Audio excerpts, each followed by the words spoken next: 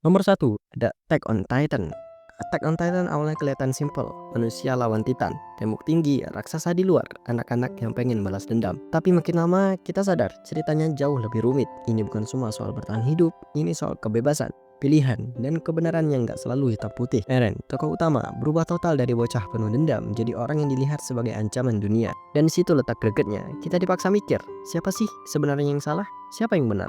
Attack on Titan bukan buat lo yang cuma pengen nonton aksi, tapi buat lo yang siap diajak mikir dan terima kalau kadang pahlawan pun bisa berubah jadi musuh. Di nomor 2 ada Kimetsu no Yaiba. Kimetsu no Yaiba itu nggak neko-neko. Intinya Tanjiro pengen sembuhin adiknya yang jadi iblis. Dia rela ngelawan iblis sekuat apapun asal adiknya bisa balik jadi manusia. Yang bikin kuat itu bukan ceritanya doang, tapi caranya disampaikan. Emosinya dapet, animasinya gila, soundtracknya nancep, dan lo bakal respect sama Tanjiro karena dia bukan tokoh overpower, tapi gigih, sabar, dan tetap manusiawi. Di nomor 3 ada My Hero Academia. Di dunia dimana hampir semua orang punya kekuatan, Izuku Midoriya lahir tanpa apapun. Dia nggak nyerah, dia belajar, dia jatuh bangun sampai akhirnya dapat kesempatan dari All Might. Ceritanya relatable banget, terutama buat lo yang sering ngerasa kurang. Deku nunjukin kalau jadi hebat itu bukan soal bakat, tapi soal mental dan usaha yang gak kelihatan semua orang. Di nomor 4 ada One Punch Man. Saitama terlalu kuat, musuh apapun dihabisin dalam satu pukulan. Tapi justru itu masalahnya, dia jadi bosan, gak ada tantangan, gak ada yang bikin dia excited. Dan dibalik semua lelucon dan parodi, sebenarnya One Punch Man nunjukin sisi lain dari jadi terkuat. Ternyata jadi terlalu kuat pun bisa bikin lo ngerasa hampa. Di nomor 5 ada Assassination Classroom. Ini salah satu anime yang awalnya kelihatan absurd, tapi ternyata dalam banget. Kelas 3E ditugaskan buat bunuh gurunya sendiri, Core Sensei. Tapi selama belajar, mereka justru dapat pelajaran paling penting dalam hidup, tentang percaya diri, kerjasama, dan cara ngadepin masa depan. Endingnya nyentuh banget. Pokoknya lo kalau nggak nangis pasin Core Sensei mati, lo binatang, lo iblis, lo nggak manusia, lo nggak punya emosi, lo anak anjing lo.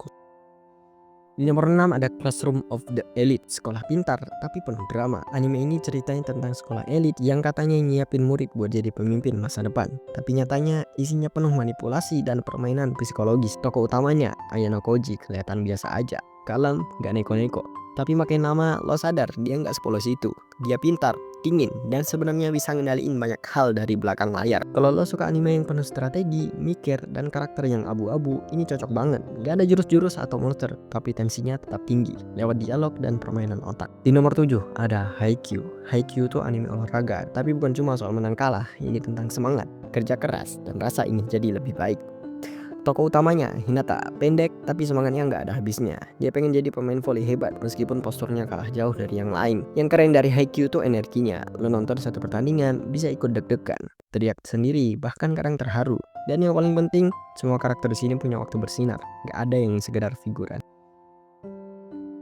Di nomor 8 ada Shokugeki no Soma. Ini anime tentang memasak-memasak, tapi vibesnya kayak anime battle. Ada duel masak, kompetisi antar murid, dan atmosfernya kadang lebih tegang dari pertarungan pedang. Soma, tokoh utama, suka ngelawan cara masak klasik dengan ide-ide nyeleneh. Dan yang paling bikin seru, dia nggak takut kalah. Justru dari kalah dia belajar terus. Kalau lo suka anime yang beda, seru, dan bikin lapar tiap episode, ini bisa jadi favorit baru. Di nomor 9 ada Dr. Stone. Ceritanya unik, semua manusia di dunia jadi batu karena fenomena aneh. Ribuan tahun kemudian, Senku, anak jenius, bangkit dan pengen bangun ulang peradaban dari nol. Tanpa listrik, tanpa teknologi, semua mulai dari batu, api, dan akal sehat. Yang bikin Dr. Stone menarik adalah pendekatannya ke ilmu pengetahuan. Tapi tenang, gak berat kok. Penjelasannya dibikin ringan dan seru.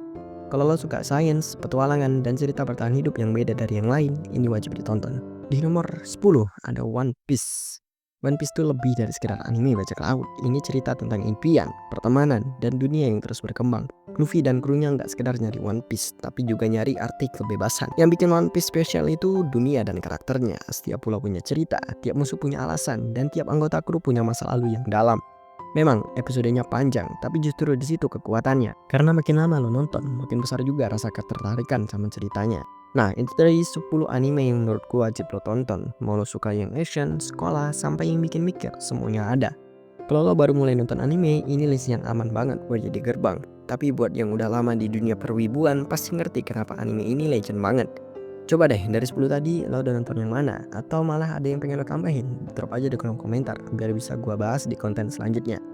Dan ya, kalau lo suka konten santai tapi berisi kayak gini, jangan lupa like, subscribe, and share ke teman wibu lo yang masih nyari tontonan. Itu saja, sekian dari gua. See you guys and bye-bye.